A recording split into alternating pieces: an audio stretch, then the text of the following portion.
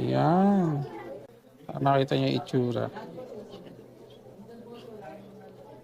Kabadong-kabado. Eh.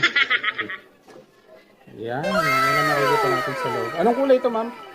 Blue titanium po. Blue titanium. Ang iPhone 15 Pro Max, Blue titanium.